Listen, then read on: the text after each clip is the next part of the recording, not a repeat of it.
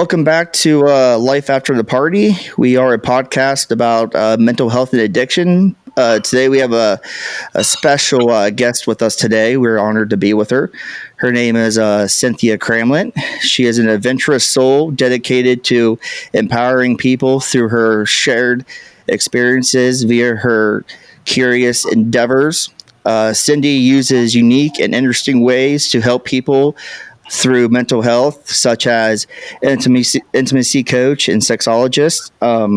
Also, she hosts her podcast called Her Drive, and much more. So, hope everybody had a great Christmas, and I will turn it over to Cindy. Hello, Welcome. gentlemen. Thanks for having me. Thank you. Yeah, so for clarity for your audience, yes, Ty knows me as Cindy. Everyone from like my earlier years up into my mid-20s knows me as Cindy, but then I made a name shift and go by Cynthia to those that I meet now. I answer to pretty much anything. Okay. But yeah, I'm glad to be here, and it's really fun to connect with people from, where we grew up. Right, exactly. I haven't seen or spoken to you in probably 15 years. And Ryan just met you yesterday. We had some complications of live filming, but I think we figured it out. But yeah. We've got that Harrison County bond. It all kind of works out. Yes, Absolutely. exactly. Harco, baby. Yeah. That's right. You got to represent when you can. Yeah. So, Cindy, tell us about what all you've been up to. And I remember you telling me yesterday that you're redoing your brand and getting into some new things. Yeah. There's such a vast amount of journeying that I've been on since leaving, our community at 17 to go off to school. Right. Right. And in that time, there's been a lot of travel, a lot of different types of work that I've done. But where I'm at now is I'm circling back to what I wanted to do and identified as what now I know as my life purpose, which is working in the space of sex and intimacy. And I think it's really important that I went off on this totally other journey away from that type of idea, where I first worked in politics, then I worked in travel, created my own travel business, planning boutique travel events for women, and then created a project titled Her Drive, which is where I interview really empowering women from all over the globe who have pretty unique stories of challenges that they've gone through, ways in which they've overcome. And it really illuminates the abilities that each one of us has to change our lives if we want and choose to. And throughout that entire time, I was always exploring spirituality. I'm an extremely curious person and adventurous. That you are. It's led me down some paths that has expanded my mindset, expanded my worldview. I've lived in a number of major cities that, again, has given me an expanded view of how others live, and also opened me up to connecting with spirituality beyond how I was raised. I was raised Methodist, which was really beautiful. And I love the church that I grew up in. But now I've dove into yoga and other spiritual practices, where now I'm a Kundalini yoga teacher. I also explored conscious kink and what that means. Many times people think about BDSM or kink, and they think that everyone's very sadistic, it's evil, it's bad. And I really wanted to deconstruct, first understand what is within that space and why it can be deeply healing, and why it was when I played in that way with previous partners, why I felt this interesting spiritual connection that I feel when I'm in meditation and prayer. And with all of that diving and searching, ultimately I decided it's time for me to truly start to go back into sex and intimacy, study it. And that's led me to where I'm at now. And you mentioned a rebranding.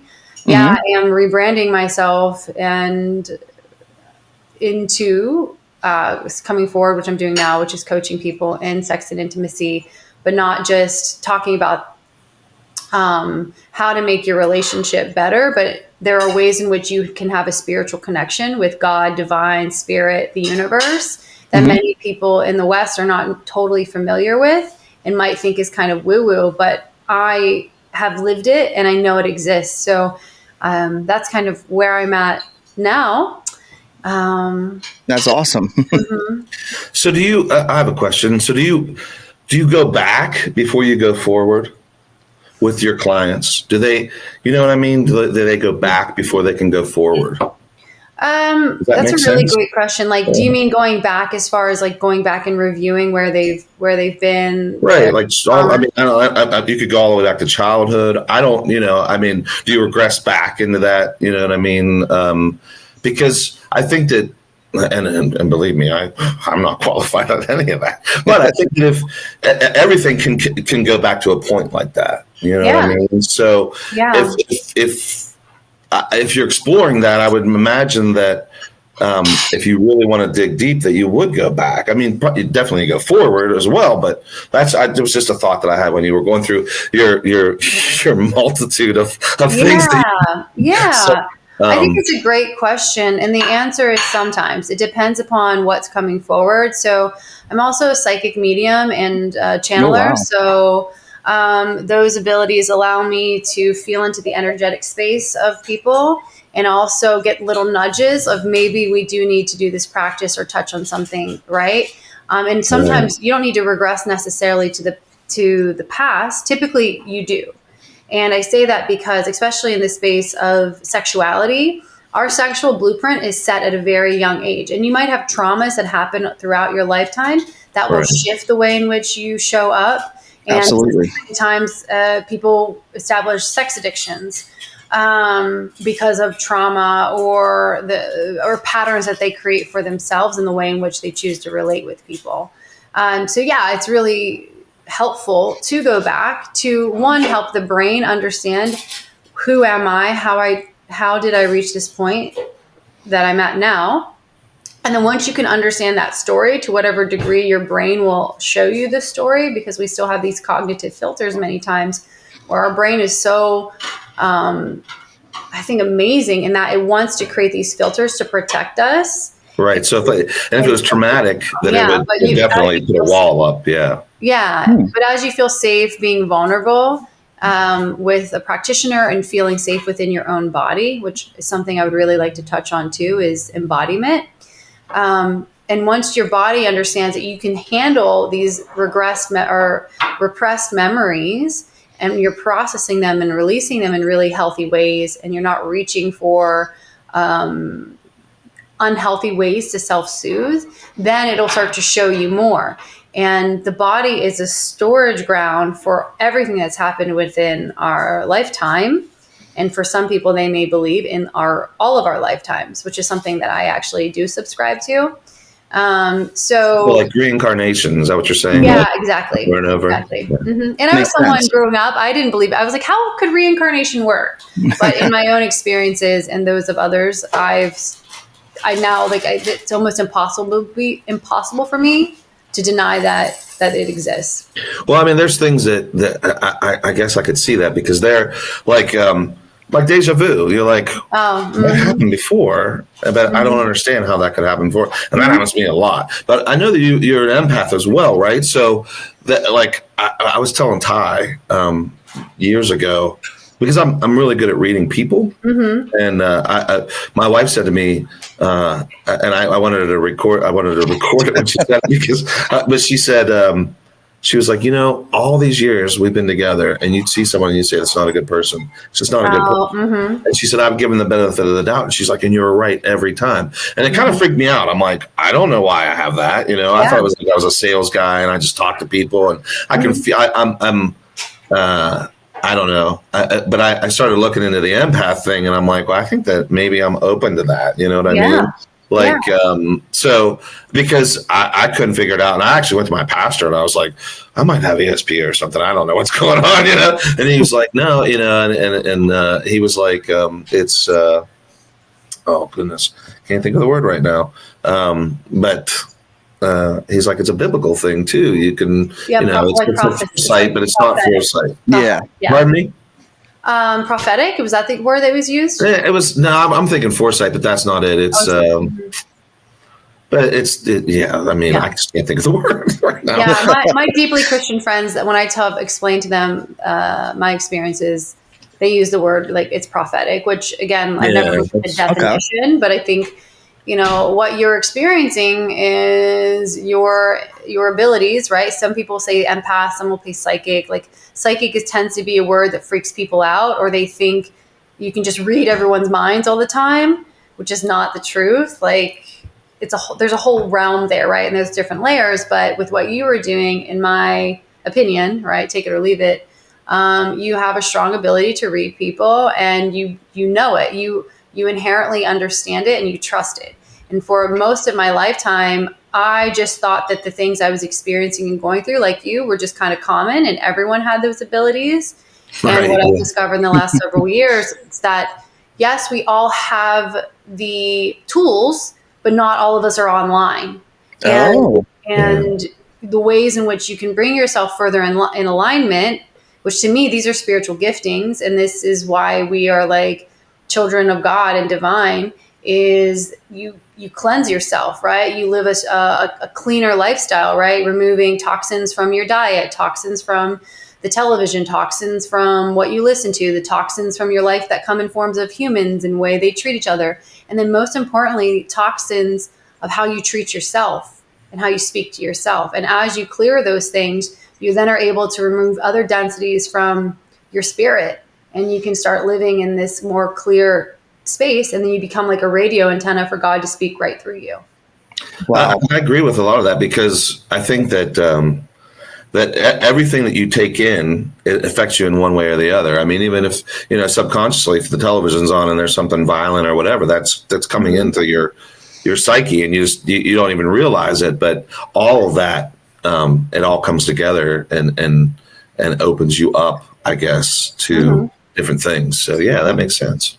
Yeah, definitely. That's crazy. It's how long did it take you to figure all this out? Like, that's a cool question. Bits and pieces. I had this feeling. I was always drawn to psychics and like spirituality and certain mystical types of viewpoints of religions around the world. And there was just like this deep sense of like, maybe. But then I gaslit myself, and also I didn't have a teacher. Okay. So I would say it would be, 2 years ago now, where I had a car accident, and this is a whole bigger story we don't have time for. But essentially, there was this woman I was meant to meet. She's been on my show. Her name is Kim Pence. Okay. And she took me on as a teacher right after my car accident. She gave me a healing, and I had known for an entire year that she was going to be my teacher. I just needed her to invite me in. So she invited me to her home, gave me a healing, which was very generous. And then I started meeting with her every 2 weeks for a year. And then now I meet with her like once a month. So in that time, she was showing me how to use different psychological and spiritual techniques to heal myself. And through that, the giftings just started to really reveal themselves. And they had revealed themselves really powerfully when I was a child, and then also in my early 20s when I first started meditating. But I didn't have any way to protect myself from what I call like psychic spiritual attacks. Right. And but this time, I'm much more grounded. I have a teacher, and it took maybe a year into training with her for me to fully accept the truth. And then since then, things have been happening much more quickly now that I'm accepting and not so scared. Right.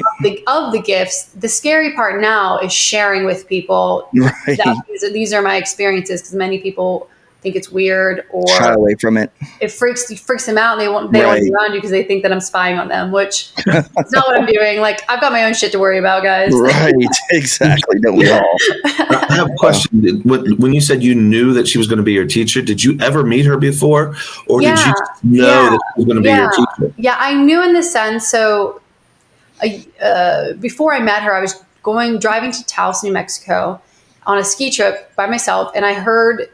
Even before that, the year before I met her, I just heard this like inner drumming. If you can imagine like a Native American drum sound that was just coming out of me. And anyway, you didn't have to driving to Taos, I had this feeling I'm going to meet a psychic healer on this trip. And the last night I was there, I met her. And when we started talking, I was like, oh, of course I met her. I knew I was going to. Right. And then I went back and interviewed her for my show. And when I was interviewing her, I knew in the interview, I'm like, she's my teacher. But I didn't know when that was going to happen. And like I said, like I needed her to invite me in, which is weird because typically I just need to hire people. I just hire people and go with it. Right. Right. So once she invited me in, then I knew my soul and spirit was ready, and it was time to do some really deep, profound work. Wow. Yeah. That's wild. Yeah, that's why I was just curious because, like when you said, I knew she was going to be my teacher, I'm like, I'm seeing you have this vision, and you're like, I'm going to see this person, and then you see this person. That's what I was thinking. Oh, I see. Yeah, I mean, there's different types of clairs, like clairvoyant, you can see, you have visions, clairsentient, you feel it in your body, clairaudient, you can hear, and the list goes on. I have all those abilities. It just depends upon what makes sense, where I'm at within my own space. Sometimes seeing visuals is not helpful for me in wherever I am. So I feel it in my body. But working with her was really the catalyst for me to realize my lineage, my soul's lineage, is meant to be in the space of sex and intimacy, and bringing the magic of intimacy forward to people in a way that is approachable. It is releasing shame. It is filled with love, and with the ultimate goal of bringing people closer to their divinity through their own sensuality. And without going down that path, I never would have felt strong enough or safe enough to step forward in this way, because it's very vulnerable for me. Right. Because when you start talking about sex, people are like, oh my God, you're either a pervert or a deviant or. No, I mean, that's amazing. It's like almost like addiction. Like we're afraid to talk about our addiction because it's not really, it's still kind of taboo. Nobody really wants to say anything. And I'm sure you kind of feel the same way with what you're going for now. And I think it's healthy to get it out there and let people know, hey, this is what I'm doing. And it's okay to talk about it. Yeah. Well, there's stigmas in everything. That's the whole thing. There's stigma in recovery. There's stigma in what you're doing. There's stigmas in all things through society. So, yeah, I mean, you have to have the fact that you have that courage to bring that out. That's amazing. So, yeah, I mean, and I think that, as far as with Ty and I, what I think our mantra is that we speak loudly for those who suffer. You know what I mean? So that's kind of, I mean, at least that's my no, I don't know, but I think that's maybe we're the voice for those who don't have a voice, but we're the voice that shouts loud enough that everyone else says, well, we could shout too. So I think that's what you're doing. That's what it sounds like. Yeah. Thank you for reflecting that back to me. And I fully see that in you all. And what I call that is like, you're a way shower. Somebody has to go first. There might be others before you who have gone first that are kind of like your inspiration, but you are the way showers for so many others in your communities, in your life. And you never know who you're impacting simply by being yourself and being brave enough to talk about it. And I love vulnerability, and I love that we live in an era where we have the abilities of technology to share our own stories relatively easily, and you never know where things are going to land and who is silently watching you.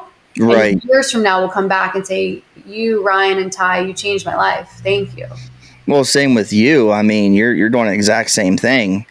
I mean, you to get back to your podcast, I watched a couple of them, and it's amazing. And you started that a while back, didn't you? Yeah. So I started Her Drive in 2018. Took a little hiatus during COVID. I was going through some my own personal challenges in a romantic relationship where, to be honest, I was completely disempowered, and I didn't feel like I was someone who had the right to talk to women who were so empowered, which was so funny because before that I felt very empowered, but you felt like a fraud. Yeah, exactly. I felt like a fraud because I want to walk the path, And I want to be walking it and talking. I don't want to be one of those people who's preaching on somebody, but in the back, like doing some shady shit. Right. No, I tell you what, like it's 15 years since I've had a drink, So there's times when I feel like a fraud because I don't even know some of the stuff, like the things that Ty did. I don't even know what what that stuff is, you know? Oh, right. So I struggle with that because I'm like, I mean, I've always been an advocate for people getting sober, but until now, I mean, I would just put things on social media or whatever, just if I like a quote or what have you. But I could relate to you on that because you're like, how am I going to tell someone when it's been so, when I'm in this situation, and how can I be a light for them whenever I'm in darkness? I guess would be the way that I would look at it. Yeah. No, it's perfectly said. Yes, absolutely. Yeah, absolutely. Totally. No, that's completely, and I didn't mean to switch subjects. I still want to talk about what you're doing now, but I think it's great. They're all intermixed for sure. Yeah, it's you're just into so much stuff. It's like I don't know how you do it, to be honest with you. Well, I have a lot of time. I'm chronically curious. I don't have children. I don't have a partner, so I make use of my time. Yes, you do. Lay around. Yeah, I don't think. We're only here for a short amount of time. Yeah. Well, on this earth, I guess, unless now we can go back into the reincarnation. But right. Time is so sensitive, and the more you waste, the more of that you waste. I mean, like, there's no other way to say it. Like, it's. And the older I get, the more I see that time, it just goes so fast. Truly. And so, yeah. So that's amazing. That's wonderful that you've done that because you're using up every bit of that time in the right way. Some people sit and spin. So that's wonderful. Yeah. You're right. Well, some people do. But I can also talk about, there used to be this motivator, we talk about our childhood and things. Like, one thing that was said to me as a child many times by my father, he would call not just me, but all of our siblings worthless. My siblings worthless. Wow. And I remember when he was moving out of the house at age, I think I was 10, and I remember exactly where I was sitting, and he said something to me, and then I said something back, and then his response was, "You're never going to amount to anything." Oh, wow. Yeah. And to hear that from your father is like pretty jarring. But my instant response to him was like, "Oh, I'll show you." Right. Right. So for a long time, that was a motivator for me of like, I need to get out of Harrison County. I need to go do these things. I need to do something of impact, something that matters. And in a big way, that still drives me. But I don't have this negative association where I'm running away from what he said to me and trying to prove him wrong. Now and I identified this many years ago of what that was. And I held him in this huge state of gratitude. Like, wow, thank you for saying that to me. Because had you not said that, maybe I would not have been as motivated. And now I've had all these amazing life experiences. I chose to travel the world and really chase after things that were interesting to me and have created a unique life. But now my shift is more, I still have that energy within me. Like, I want to create, I want to have impact. But in the last several, I would say 5 years, it's been more so, how can I give back to humanity? How can I use these giftings, this energy, where it's not just feeding my ego, but it's actually producing something that's going to inspire others and encourage them to get out there and chase their dreams. Amazing. Well, that's awesome. I look at it as the proverbial chip on your shoulder, and I don't mean to downgrade it by any means, but I think that a lot of people are motivated that way. I was just talking about this the other day with a friend of mine, and everyone has an opinion, of course, and the old saying, they're like assholes, everyone has one, but I was talking to a friend of mine, and I was like, you know what? I said, you have that chip on your shoulder because something happened in his life and he wanted to make sure it's like, you have to show, look what I did. And it's very healthy that, like, you decided to say, thank you for that, because that's full circle. That is enlightenment. I'm sorry. That is, it is. To me, that is. And so, the fact that you came full circle and was like, you know what?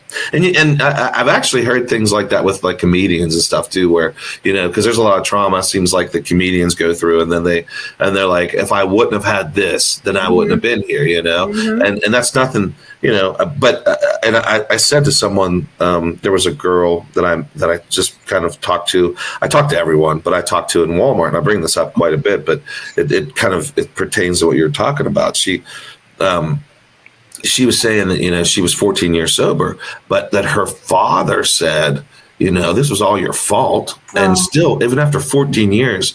And I just said, you know what? I was like, people are crappy. It's just, some are great. Some are wonderful. I mean, I love people, sure. But there are some that are just, and you can't change that. Yeah. I mean, that's their anger, their resentment. I don't know what it is, but and it's good. I just think it's pretty amazing that you just flipped that like that. I love that. That's great. Thank you. I appreciate that reflection for sure. We've got to love people where they're at and also know where to categorize them. And I have a very big heart, and I just want to bring everyone in.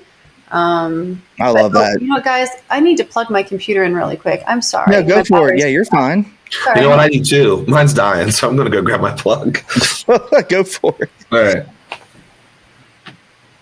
Do. I'll just sing and entertain people.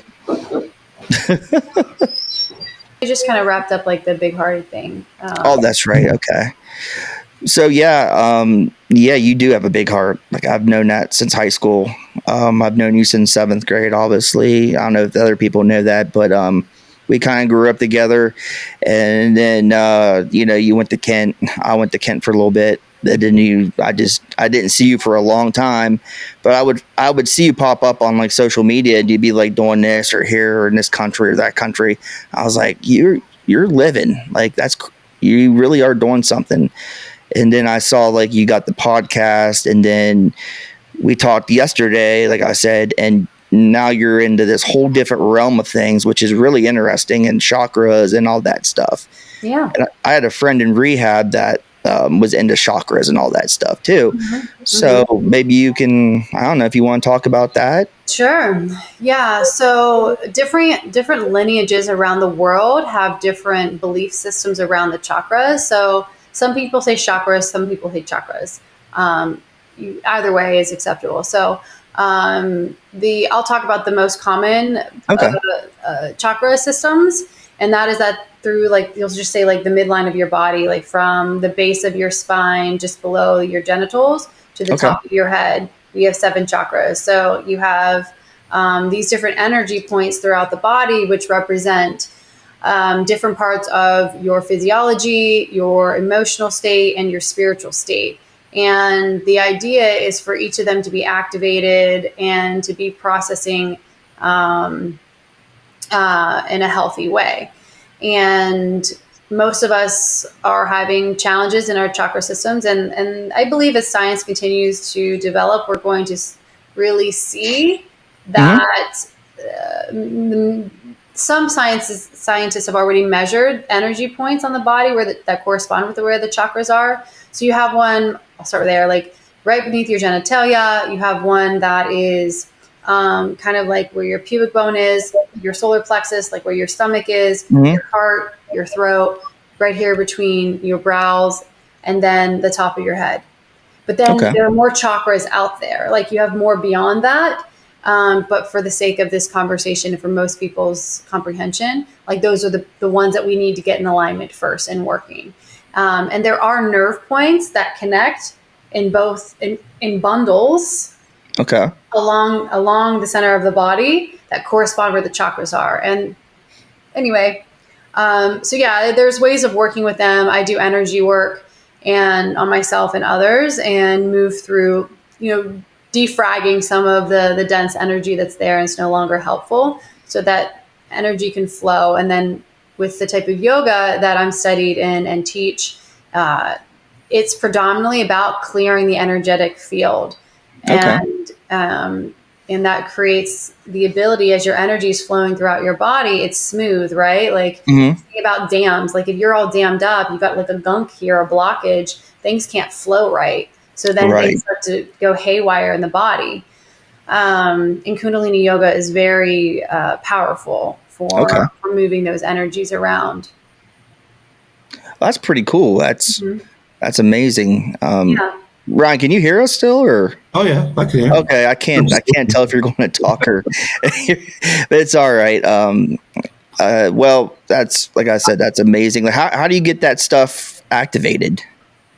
Well, there's a lot of different approaches. You can do it through visualizations. You can do acupuncture. You can go and have like a spinal energetics session, but it's not something that you just activate them once and then you're good.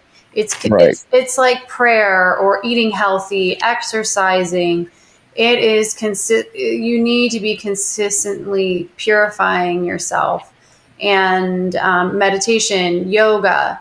There's a lot of different modalities for approaching it. I like to explore all of them. Right. I mean, why not? So, I mean, what I think that you're saying is it's like manna for the soul, right? Like you have to have it. Yep. Makes sense. For you, yeah. That's, I mean, in order to be aligned, to be together, to be whole, which, I mean, you could pull that back to why people have addictions, because you don't feel comfortable when you walk into a room.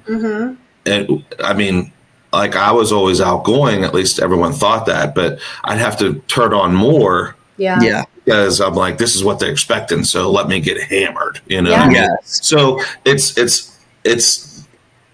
we used to say back in the day, I can't get right. Right. My friends and I would say, I can't get right, you know?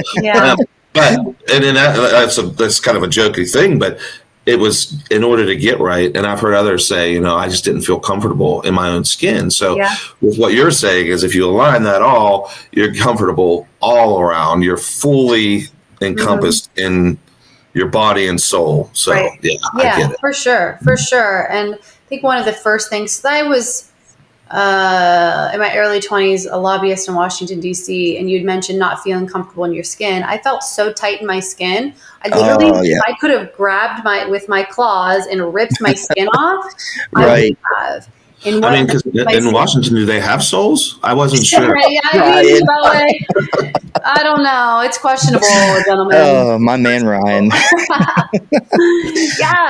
But my saving grace was going to this it's the Sri Sri Shankar Center, but it's a meditation center where I learned a specific practice that was super potent, but it was utilizing breath work. And that's something I didn't mention before. Breath work is extremely powerful. Oh, yeah. I mean, we have the breath of life breathed into us. The reason we exist is because of electricity and breath, right? Right. You're right. You can purify your system really well and get right and clear a lot of that junk out of your system and those insecurities and things through breath work too, which is why, again, like Kundalini yoga is so powerful, because we use movement, we use breath work, we use mantras and energy work all in one to really approach the system holistically and clear out things really fast. Wow. I agree with that as far as I'm sorry, I don't mean to interrupt you, but no, you're good. The breathing, I mean, I think that like even with not with what you're doing, but I think that breathing can help so many ways. Like if you're having a panic attack, if you just breathe and you know what I mean? Like, I think that there's definitely something to that the breath can take away so many things, and it can make you feel, I mean, just taking a deep breath, it can make you feel alive. It clears. I mean? So, isn't there such a thing called box breathing? Maybe. Yeah, I learned that in rehab. Yeah, box breathing is great. So it's usually an inhale. You can use the amount like 4 seconds inhale, hold for 4 seconds, exhale 4 seconds, and then hold for 4 seconds. So you're just, imagine holding your breath, right? The breath in a box type shape where everything is equal. Yep. Yeah, that's what they call it in rehab. That's one of the most simple yet effective forms of breath work. Yeah, that's about all my knowledge goes with that. But I do know that it does help in recovery, because when you were saying box breathing, I was like, what were you smoking? I don't know what Oh, Brian. Awesome, right?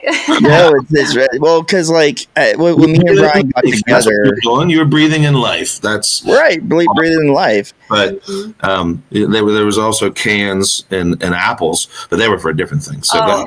I've definitely smoked some things out of cans and apples. Yeah. Oh my gosh, I can list off a few things that I've done, but it was bad.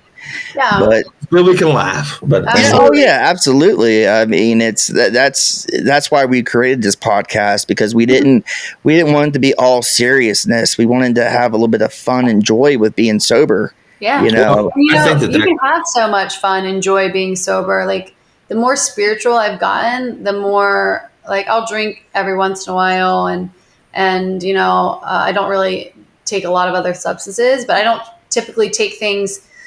I'll say this: when I was in my early 20s, I would have a drink because I was stressed out, and I think that would calm me down. Right now, if I feel stressed out, I know alcohol is not the thing that I need. What I need is meditation. I need movement. I need prayer. I need to talk to someone. I need therapy. Like, I need to reach into my toolkit of healthy things, and I'm not outsourcing it. Right. And so when so most of the time I'm just in a pleasant mood. And when I'm in a celebratory space, I don't really necessarily, I don't need the drink or want it many times. I'm like, oh no, I'm good. Like, just being here sober, or, a lot of people take like pills and substances, right. That are not alcohol, to bring them to an elevated state of being. As you go into a deeper, my belief, more healing and removing of those layers of mask and trauma and pain, you don't need to self-soothe to be comfortable. You can just be who you are and be comfortable. No, I love how you brought that up, because you're doing things with your body and mind, and that's helping your anxiety, depression, your mental health, and I don't know any of that stuff, but I resorted to, the science side. So like Lexapro, clonidine, stuff like that helps my and Suboxone to help my addiction, plus my anxiety, to where I can manage it. But you don't take any of that, because you're doing it through chakras. You're doing it through all these different things you've learned throughout your lifetime. And it works just as well. Yep. Well, and Cynthia, I think that the irony of what you said, I used to take a drink, but now I don't need that. The irony of the whole thing is, the more that you would drink, the next day, the more anxiety that you would have. At least I would. And I know you're absolutely right, Ryan. Yep. So it's very ironic that, you said.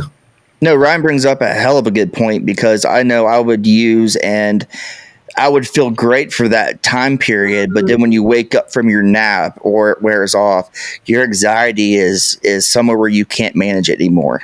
Exactly. You have to take more and more to get to where you want to be. Exactly. There's a great Huberman Lab podcast, I think he did a year or two ago, on the effects of alcohol. And basically the question he asked was, are there any levels of alcohol, we're still focusing on that episode, that are okay?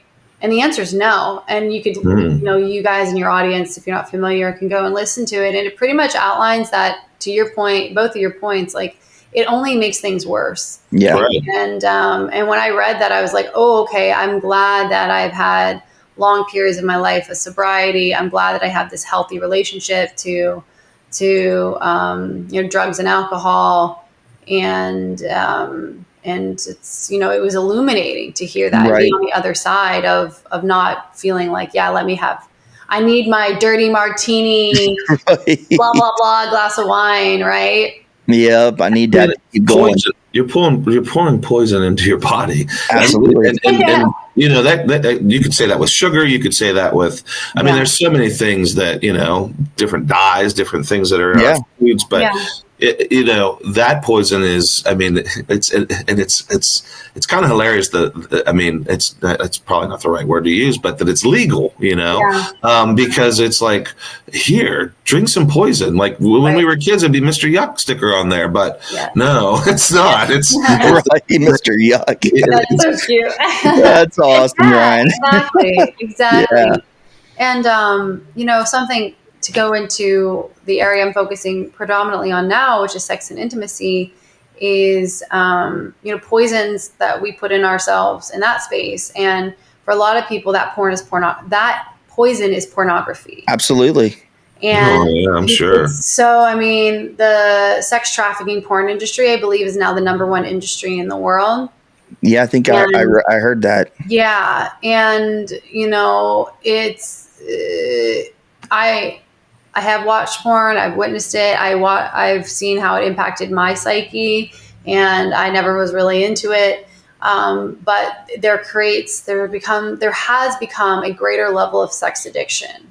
Right. And it is more prevalent in men than women at this point, but I think it could be increased. We'll just see how things shift. But it is 3 out of 5 men have some degree of a sex addiction. Oh yeah, I mean, in church they talk about, that's a big thing that the Christian faith talks about right now, is because there is a lot of, there's addiction like that, and I mean, there's so many different types of addiction, but and it's hard to imagine that one, but that's not your drug of choice, but and I don't even know if it's someone's drug of choice as much as it's like if you delve into that and then you're like, okay, now this just isn't enough. I need something more. I need something more. So it's the same type as any, like pills, like alcohol. Like I have to have more, and then it's ugly. It's all ugly. For sure. And just like those other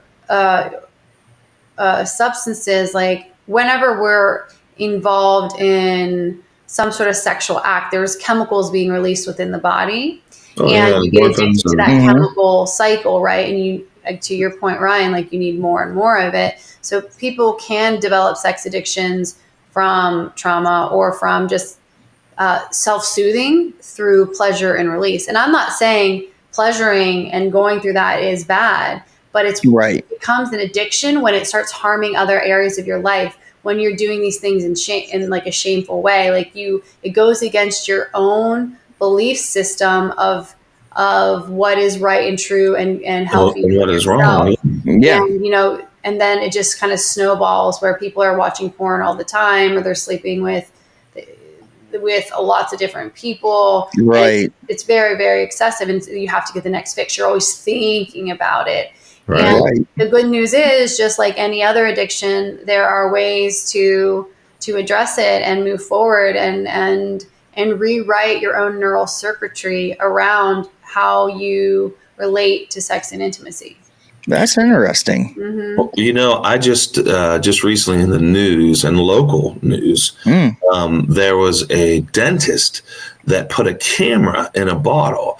Now, in my mind, in the women's restroom, okay, so it's in my mind, I couldn't imagine, like, that's your whole career. Like, you're not going to get caught doing something like that. And so you have to be so far gone. To do something like that it just blew my mind. And my daughter's friend, she and her mother have to go to court about it because they were his patients. And I'm like, that is just, I mean, and like, okay, so I mean, your education is you're a learned doctor, right? So is there any person that would say, oh, that water bottle's been here for like a month? Like, take that away from me. Like, it doesn't, none of it makes sense to me, but I think that it goes back to, there's got to be some sort of addiction there, right? Yeah. I mean, fully. I would imagine. Yeah, absolutely. It seems like you're putting your whole life in jeopardy for something that you can't control. That would be my thought. But your thought is accurate, and that's the degree to which people can be harmed by their sexual addictions. Yeah. So do people come to you, or right? So they have a sex addiction. They would come to somebody like you, right? And then you would kind of coach them to where, like, how I would go to like rehab. Exactly. Okay. So, explain that. So what? I mean, each person is so totally right. Different. The approach is. I mean, the main approach is de-shamifying. Like, that's number one. De-shamifying them, celebrating that they want help, like understanding that there are also sex anonymous Yeah, there are places too that they can go like to. alcohol. Yeah. Exactly. Yeah, exactly. Right. Sex Addicts Anonymous and Sex and Love Addicts Anonymous. There's several different groups out there.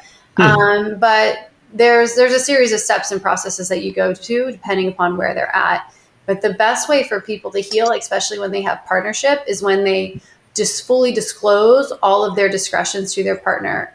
And, I know that people go through that with other forms of addiction. You reveal it all and then you try to make amends where you can, right? Right. But you have to rewrite the neural pathways within a person's brain, and that takes a long time. I'm sure. Yeah.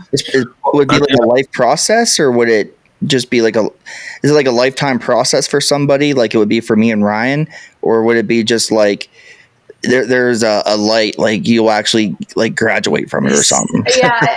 Again, it depends on the person, right? Okay. And even some people who have other substance abuse challenges I've met, they've gone off and done like plant ceremonies. Oh. And I'm talking like, when I say plant ceremonies, I mean like ayahuasca, magic mushrooms, Yeah. all the different ones that are out there where you work with a dedicated, knowledgeable shaman and people who are serving. Like Aaron Rodgers did. Yeah. Yeah, Exactly. Aaron Rodgers did. There's a lot of comedians who did it, Ryan, too. Yeah. Joe Rogan's done it. I mean, I'm a podcast freak, so Ryan knows that. Yeah. So like a lot of the comedians I watch actually get a shaman and go through the ceremony. Right. And it's amazing. I've done several on my own, and I work with an organization out of Austin called the Illumination. You've done it before? What's that? You've done that before? Yeah, of course. What? Yeah, of That's course. crazy. I think what's that medicines are really impactful. And again, everyone's journey varies. My experiences have always been really beautiful because I have my own self-practice, and it's very easy and gentle on me. But from other people's stories, when it comes to like their addictions, many people maybe 5 or 6 people that I know have had a really strong addictive tendencies. And like me. Certain medicine ceremonies, it's actually helped them break that bond, because it's really not about the substance. It's about the brokenness, the wounding, the pain that's back behind it, from my understanding and from my own versions of addictive tendencies. Like I think we're all addicted to something. Yeah, you're right. That's right. It's about what are you trying to soothe through that addictive practice. Like for some, they might be addicted to shopping. Maybe you feel lonely, you feel sad, you feel empty, and going and buying a bunch of stuff and then filling your house full of a bunch of things and becoming a hoarder makes you feel like you're being held by something other than just yourself. You're not so alone because you're surrounded by all these things. Right. Yeah. Well, and I mean, the ayahuasca and all that, that's like the indigenous people used to do as well. When they would see visions, they would do, I mean, of course, that was like, I don't know exactly what it was. Peyote, they did that. Peyote. But I mean, I guess, and it was enlightening for them. And like what you said is, to break it down as far as just the way that I understood it, is that you were in a good place when you went there. So if you're in a good place, then you're going to have a good experience. But if you're in a bad place, you can have an ugly experience. Oh, yeah. Right? Well, I wouldn't simplify it to that. Like it can. For me, when I say I was in a good place, I do a lot of self-work. Yeah, you do. And where I don't feel like there's a lot of deep, heavy stuff that I'm searching to heal anymore. But with the medicines, they show you what you need to see. And sometimes people really need to see what they're doing to themselves or what they're doing to others, or how they've been treating someone. And I'll use one of my experiences as an example. I did an ayahuasca ceremony, and you were in a circle, and it was during the daytime, but we were inside. And I wanted to go stand outside. I was being called by the plants and by my spirit guides and whatever to go outside and do something. Well, I went outside and I stood in the light, and there was a man who was in the mat space surrounding us, and he watched me go outside. And for the sake of the truth of the story, what I was called to go outside and do was to go stand outside in the sunshine naked. And I knew like some of the people in the group, but I was also like, I don't know. I don't want to do that. Like vulnerability. This is weird. Like, don't make me. And again, you always have choice. And I ultimately decided, I trust this experience. I trust what I'm being told to do. I hear what you're saying. Okay, I'm going to go outside. And I like put myself as the furthest point away from the group where as few people could see me as possible. And there was just a tiny amount of sun that was there. And I wasn't allowed to leave the porch. So I stayed on the porch and I did this. And I went through and I had this beautiful process, just standing there with like my butt to everybody, you know. I wasn't doing anything lewd. I was just standing there. And I'm also someone who really believes in de-shamifying the human body. Through, like the human body nude is not sinful. It's not evil. There's nothing wrong with our bodies. Right. Projections that we place upon the bodies and the lust that we generate. So anyway, I go back inside. I put my clothes on. I go back inside and we finish out the ceremony. And it's really beautiful, the rest of the ceremony for me. And then the next day, as I'm going to leave, this man who was a few mats away from me, he came up to me. He's like, hey, I need to tell you a story. Okay. He said, whenever you went out, he said, when I first met you at the beginning of this weekend, I was so attracted to you. And I just felt this lust for you building in my body and building in my body and building and building and building. It was almost like I couldn't control it. I'm like, okay, where's this going? And he said, but when I saw you go outside and you took your, like I had this like beautiful ceremonial gown on, when you took that off and you were just standing there, all of my lust exploded into my body and I felt pure love. And I realized in that moment in all of the experiences that I'd had with women throughout my entire life was me using women as a vessel for my own selfish pleasure. And I wasn't honoring the feminine. Wow. So that's wild. Yeah. And I've talked to him since, and he's just like, I approach women completely differently now, you know? And who's to say, I don't know, but who's to say he wasn't addicted to sex? He may have. Yeah, he could have been. I never asked him that question, but that's where these ceremonies can have massive transformations really quickly.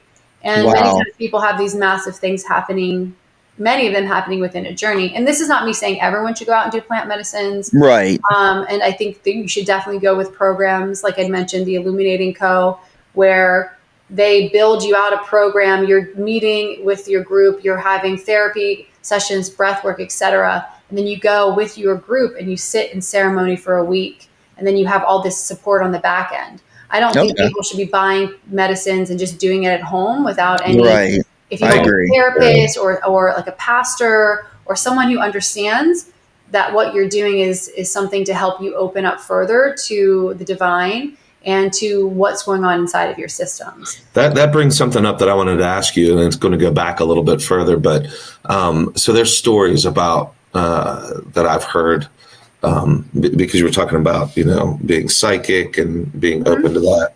And my wife's family, like her great-grandma or grandmother, no, great-grandmother, I think, I don't know, but she had this power, like and people were coming there to do readings, you know what I mean? Yeah. And she was, and at the time, and this is why I wanted to ask you, and it might be a little controversial, but at the time, what she was doing, she thought that it was biblical and she was helping people, okay? But then evil, and it's going to, it's going to sound to some crazy, but like evil presence came in, like demons is what that came into this space because she unlocked something, and it allowed other things in that she wasn't trying to facilitate. Does that make sense? Yeah, I understand exactly what you're saying, and that's a lot of the fear that people have around psychics. Like I was taught, don't go see psychics, don't be around them. You don't know what they're calling in, which is absolutely true. Yeah, and that goes for anyone. And I feel the same way around people like leaders in the church. I'm like, there's some leaders in churches and I'm like, something's weird here. But I get a feel. Yeah. So when you are working in, my teacher and other teachers I've worked with were very adamant of teaching me how to decipher what is of pure love and energy and positivity and what is an energy that is nefarious and a hungry ghost type of thing. And how to guard against it. So there's energetic practices, there's physical practices that one does where you can prevent that from happening. And so she didn't have that. I mean, from the way that the stories are told, it was just something that came naturally to her. And then there were tons of people that were coming in and that would come to see her because they wanted to see a loved one or talk to them again, things like that. And some things turned sideways, and I just was wondering if you ever experienced that and she didn't have anyone who was guiding her through that. Of course, it was just her, Right. Yeah. So she may not, and that was years ago. I mean, I'd never met her, but it doesn't mean to me. I mean, again, I don't know her, the story in totality, but right. It doesn't mean that things can't happen. Right. We're still a human being. Our ego is still attached to things, and we still have a choice to which how we operate and who we choose to commune with. And I was having this conversation last night around kind of a very similar line of questioning. And the way I've been taught and the way I've seen it is, and the experience that I had with nefarious energies coming in and trying to influence me, is learning to decipher that voice. Like kind of with you, Ryan, when you meet people and you're like, that's not a good person. Right. There's energetic signatures for spirits and energies too. And if you are paying attention, and again, I'm not, from my own experience, you can decipher between what is trying to positively influence you and what is negatively influencing you. Well, I'll tell you. Stronger in my light and my abilities, I, at this point, am not really experiencing negative frequencies around me because I control my field and command it away from me. And if something comes in, I'm no longer afraid. But I used to be so afraid as a little child. Energies would come into my room and I'd freak out and I would scream. And, I'd call in the Lord's Prayer for protection and then feel better, or run to my mom and pray with her. But that was the only form of protection that I had. But now I'm armed with much more and I feel safer. But yeah. No, I mean, I think that I know that anytime that that I feel like an evil presence or feel like something's just off. I mean, because of course, like I said, I live out there on that farm and there's 300 acres around, and you'll hear stuff, you'll see things. And I've always just, spoken the name of Jesus Christ, and that all of a sudden that light is there. And so I understand what you're saying. And I'll say this, it's a crazy thing, but and that house is, the farmhouse is over 100 years old, and I do photography. And so I was doing photography in one part of the basement that they had added on in like the 90s. And so then there's like a utility room that's 2 rooms over. And I look, and there's some old wiring there, because it's an old house. And there's this like cloud of smoke that's just hanging underneath a light. And so I was like, and it was white, just so you know. Oh, wow. So I went over and I was like, I thought, well, there's something that's on fire. So I put my head in it and I was taking a big whiff. I'm trying to smell where where it was coming from. Right. And all of a sudden, I guess it went and was gone. Wow. And then I was like, I didn't even think anything. I went back to, I was shooting something and I went, wait a second, what was that? Like, what was that? And then I was talking to my father-in-law, and he said, because he had seen dark presence of clouds and things like that. And he's like, if it's light like that, don't worry about it. It's not, it's not an evil thing. I don't know. That's the way he explained it to me. And I didn't feel heavy or like anything, but I know that what I saw because I put my head in it. So it's like, big whip. Probably went all up your nose. Yeah. Well, I mean, there was nothing. There was no smell. That was what was odd. There was that's crazy. Not like electric fire or anything. So it was odd. Wow. But anyway. Yeah, there's a lot of mysterious experiences, and there's so much more to existence, in my opinion, than what we know of. And, I think exorcisms exist for a reason. Yeah, I do too. Shamanic practices do very similar things to what, priests do with their exorcisms. Or, I live in Dallas, Texas. There's a lot of Protestant faiths where they do practices that look very shamanic. They would never say they're shamanic, but they're rooted in the same principles. But what they're doing is they're relieving people of psychic imbalances, possessions of spirits. And I am someone who believes that these things exist based on what I've witnessed within myself. Well, I believe for sure. I am. Yeah. Who's to say? Yeah, you have no idea. And the thing is, okay, so here's the thing that I always say is when it's all over, when we're there, we'll know. We're going to know one way or the other. Yeah, exactly. We're going to see something, or we'll see nothing. Right. But, I mean, it's like I always heard that Houdini he said to his wife, he gave her like a code word. And when he passed, he wanted her to go around and try to find out if anyone could find that word out. And I didn't hear if she ever did find that, but she was constantly searching for someone to be able to tell from the other world. Yeah. Oh, I see. From that him makes sense. Through, yeah. So, yeah. But yeah, he was a madman. That's for sure. But Cindy, you have anything else you want to talk about? Or, I mean, if you do. I mean, go for it. Thank you. I mean, I know we've kind of been all over the place, and we had fun. Dabbling in a lot of different areas with me. So, I would say, I mean, for anyone who, I don't really have a lot more to say at this point. I could literally sit here and talk for hours. Oh, we could too. If anyone's interested in what I'm up to or has questions in regards to anything that's been mentioned here, probably the best way to find me is on Instagram. It's just at Cynthia Cramblett is my handle. And I'm very open to having conversations in regards to pretty much any subject, whether it's sex and intimacy, spirituality, psychic experiences, even just travel. Female empowerment, all of that. And even like gentlemen, a lot of my clients now are actually men. Oh, wow. And I like to hold that safe container. But anyway, my door's open for anyone who just needs some love. Well, it was very enlightening, honestly. I mean, that sounds, no pun intended, but really, I mean, it was very enlightening, the whole thing. And like you said, you could talk forever, and I could talk forever. I would probably need a shock collar because Ty would want to shock it for me to keep talking. But no, it's been a pleasure for sure. And it really, I mean, like, I